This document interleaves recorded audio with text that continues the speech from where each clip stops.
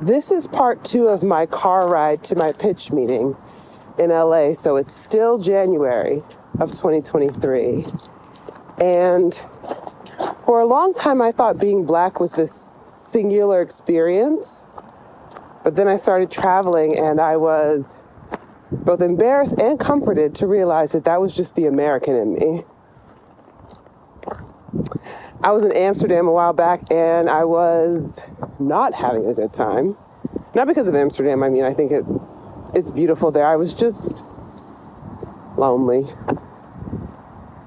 I went into this restaurant called Fresh Leaves, and the owner was Black. Well, that's the American in me. He's Surinamese, from Suriname, which is this country in South America that used to be a plantation colony of the Netherlands. And being the descendant of enslaved people and living among the descendants of enslavers is such a strange and complicated, but also for a certain group of people, universal experience. For a massive group of people, a universal experience. And so when I was there, we started talking, and right away, even though we're from worlds apart, we had all these inside jokes and misunderstanding. And every time I have this experience, it feels like magic. And who wouldn't want to talk about that all the time? Anyway, these are the secret adventures of Black people, and I am your host, Nicole Hill.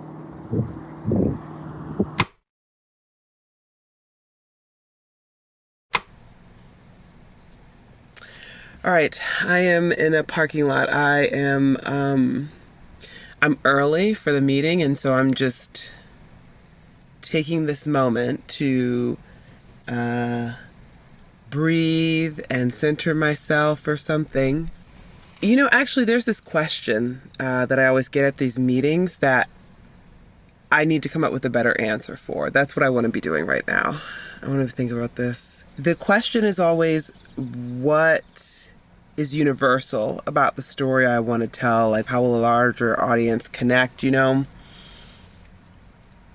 And on the one hand, of course, I can get upset and turn it around and be like, I mean, what's pressing or universal about cocaine, Bear? But I mean, that doesn't matter. It really doesn't matter because I want to make the show. I think it's a great idea, and I can't make it without help, and I can't get help without money. So I need to convince these people or somebody to give me an opportunity, and part of that is being able to answer this question. Why should anyone care? How is an audience going to connect? I mean, how does an audience connect to anything, really? It's wild that humans can understand one another. I think it's kind of a miracle, but I'm probably not going to say that. Oh, okay. All right, let me zoom out. Let me not think about the question. Let me think about me. What's my deal? What's with all the Black stuff?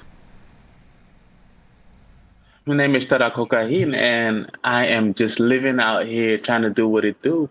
You know, I got a restaurant. That's where you met me. So when you ask, like, yo, I was surprised to see that many Black people in Amsterdam.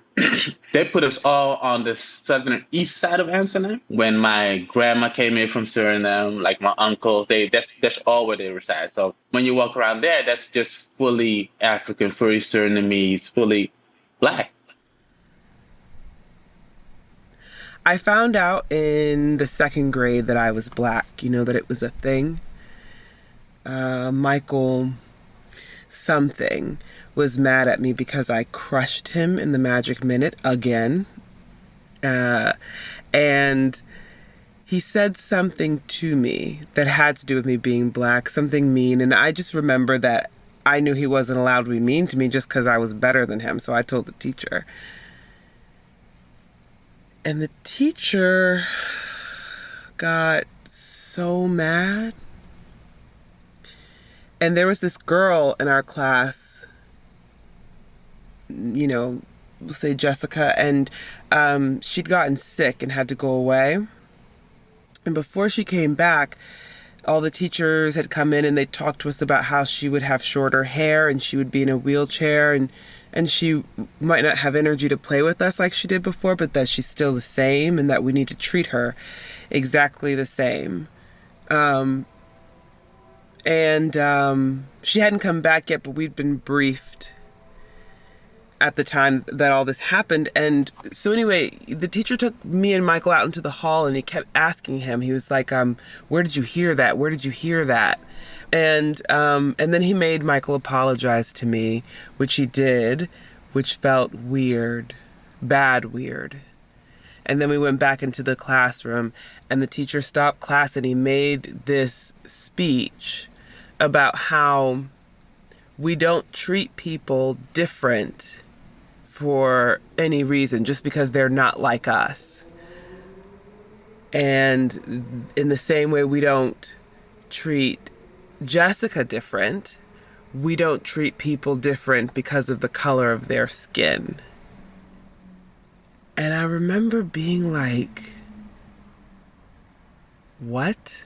I don't think he meant that being black was like being ill, but I started to wonder if people were briefing people on me before I came in the room.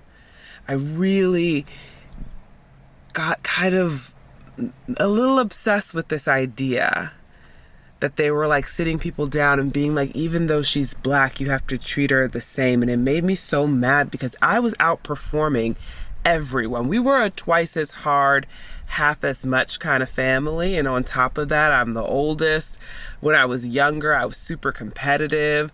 So I couldn't understand what you would be prepping these kids for other than to be dominated by me. But I did start to notice the ways that people acted. I couldn't put my finger on it. I couldn't explain it, but I just realized that if blackness came up, non-black people had these reactions that were just off. It was like they would get too quiet or too talkative or too nice or too mean. Sometimes I'd come around and they'd get really tense, or I'd show up somewhere and people would be overly surprised. And I had this feeling like I was being watched, but just me, like the black one. But then I thought maybe that was in my head. I don't know. I couldn't have explained it. I just knew something was going on.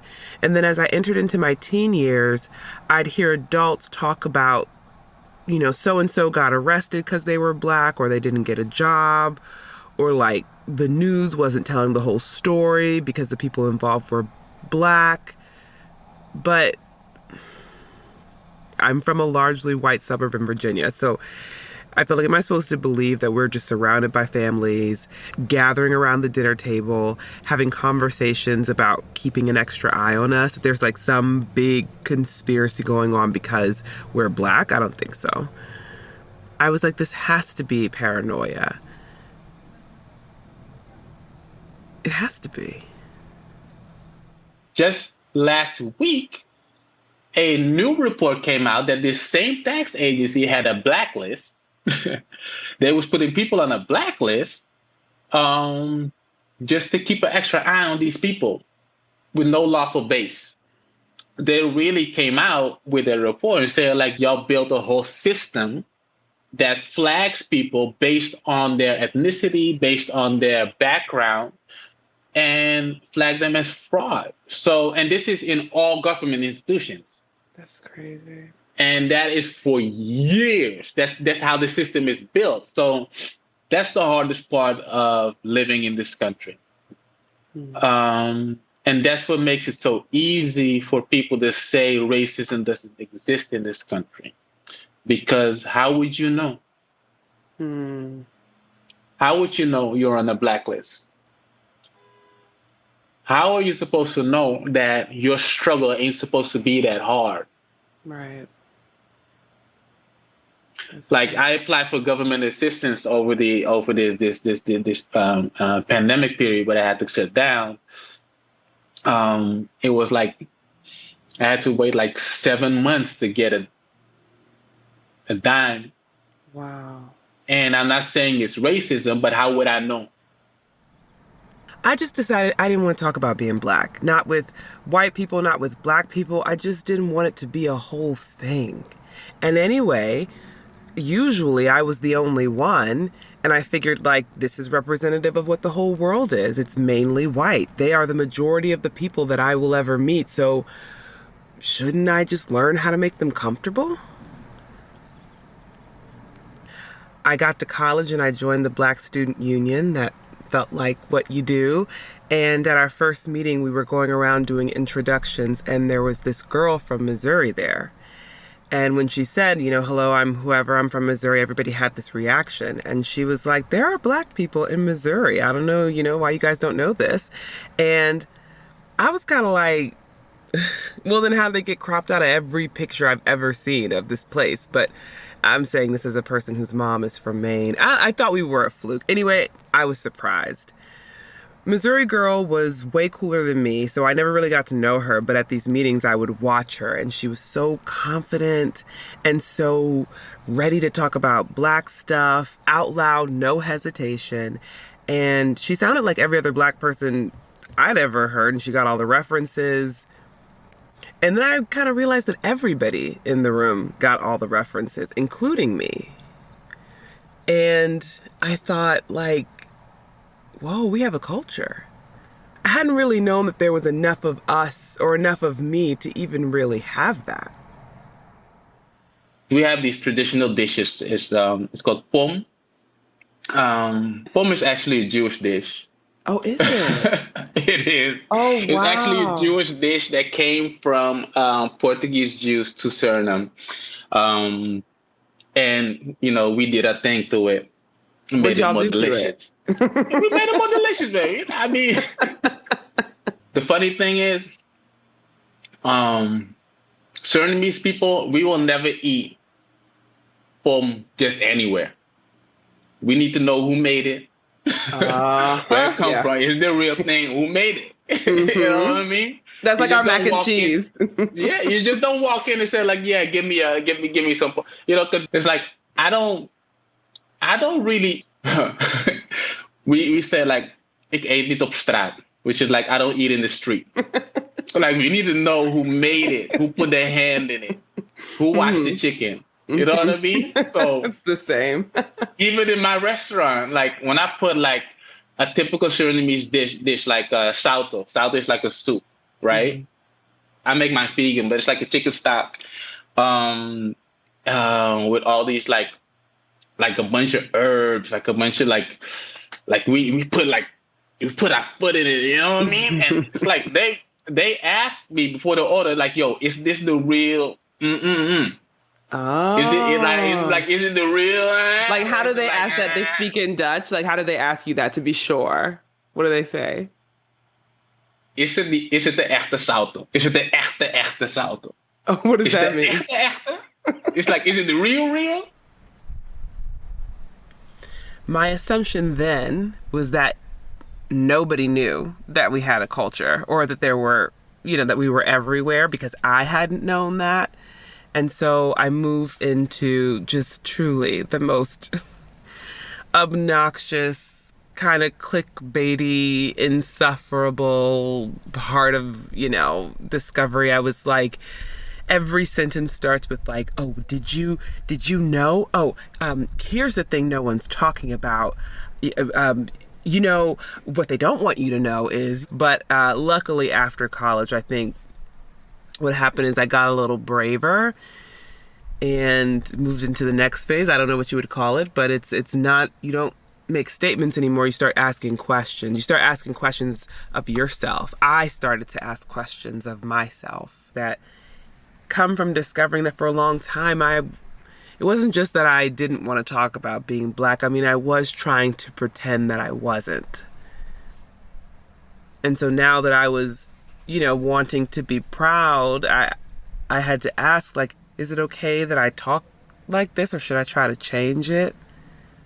Do I go Martin's way or do I go Malcolm's way? People have always told me that I would be pretty if I weren't so dark.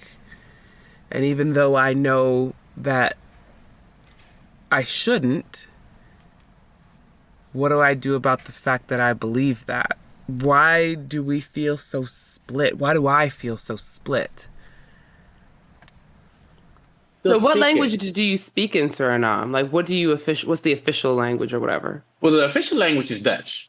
Oh, okay. The Okay. official language is Dutch, right? And then there's Sranantongo, which is the Surinamese language, but Mhm. that was outlawed to speak, right? And even in my mom's day, like my parents' day, it was considered indecent to speak it. So you wouldn't Really? speak it in school, you wouldn't speak it around grown people, you would speak it amongst your friends, right? Or you hear grown folks speak it, but you can't, so you would get a lashing if you spoke it, right? Really? Yeah, From so they other really Surinamese did something. people? Like Surinamese people were like, do not speak this, or was it like the Yes. Dutch? Wow. Well, that's the thing, right? So my parents came here after the Surinamese independence, um, and they kind of assimilated into Dutch culture. When you go to Suriname, it's like we call them, or they call themselves Maroons, which is basically the enslaved people that ran away. And they ran away in the jungle where Masra, like the master, couldn't catch them, right? Mm. So when you cut loose from the plantation and you start building your own villages in the jungles, there's nobody that can tell you, like, yo, you can't speak your language. You can't dress that way. You can't, So they Right. preserve their own culture within that. So even now, you have stories about people from the west coast of Africa coming to Suriname, and they can understand that language still. Really? Exactly. And that's like Wow. 400, 500 years later. But even to this day, there's a real um how do you call it? Divide or It's a divide. It's a divide to where it's a sense of like, yo, y'all live in the jungle, right? I see. We live in the city. And on the other side, like, yo, y'all stayed in the city, y'all didn't run away, y'all weak. And Mm. it's like that when you look at the Creole population, um, they're often like lighter skinned Mm. than the people that, stayed and stuck in the jungle with each other. So it's stuff like that. It's like, man, that's the number that they did on us, And so do right? people speak Surinamese now? Will they speak your Oh language yes. now? Yes. Really? They What speak it now, changed? but um well, what changed is that I guess the stigma, Mm. right? As I got older and as the world kept changing around me, I found all this stability in my identity finally. I found it through service and giving back. I found it through protest and fighting back. I found it through caring what happens to the people around me, not just who look like me, but people who have felt like they were alone or like they're the only ones. I wanted to be sure that I was a part of the group of people who were saying, no, you're not. You're here, we're here, I'm here. We always have been. And I just kind of found that naturally, if I go sit with black people, that's what we'll end up doing anyway. So I don't know. I felt a lot of peace in that. I found a lot of peace in that. I found a lot of belonging in caring about what happens to the whole and making sure that everybody's story gets told. Well, in Surinamese culture, um, we cleanse ourselves, right? We cleanse ourselves with, and you don't have to wait for the new year, but a new year particularly, we cleanse ourselves, and it's like you prepare like a big tub and you fill it like with water, with like flowers, with like roses, your favorite perfumes, like eau de toilette, like Florida Vada, like Seven Spirits, and you mix it, and it's just a bath is just like a flowery bath, and you light a candle, and you wear your panyi, which is like a Surinamese cloth. And like your family is usually like the eldest of the family. They throw water on you when they're trying to speak fortune over you, like for the new year, like wash all the old off and just step into the new year fresh.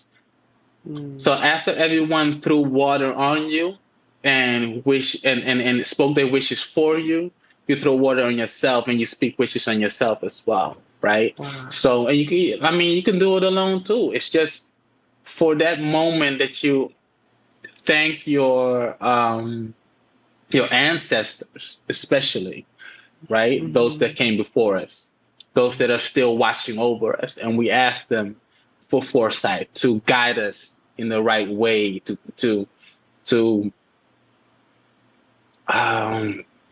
you know, for, if someone put an evil eye on you, just to wash that away, to protect yourself from harm and from people that don't wish you well. Wow. That's beautiful. And then you eat? It's beautiful, and then we definitely eat.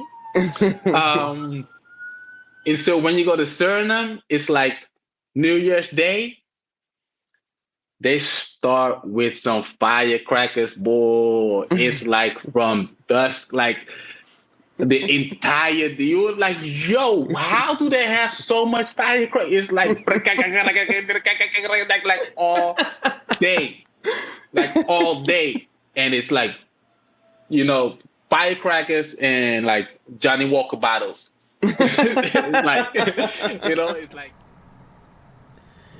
So the question of how will a larger audience connect?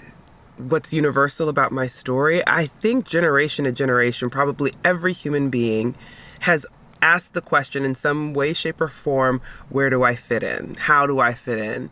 Am I the only one? And the point of all the stories that I tell, even though all of my protagonists are Black, is to say, like, no, you're not. And to demonstrate the journey that a person can go through to find out that they're not. To the journey that I went through to find out that I'm not alone. And I tell my stories the way I do, and I laugh a lot because I think it's funny and I think it's fun, and I want to celebrate community. The discovery that you're not alone and you never were.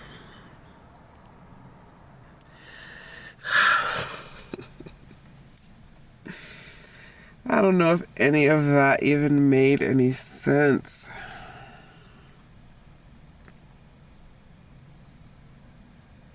I don't know. Okay, all right, that's enough practice. Let's go.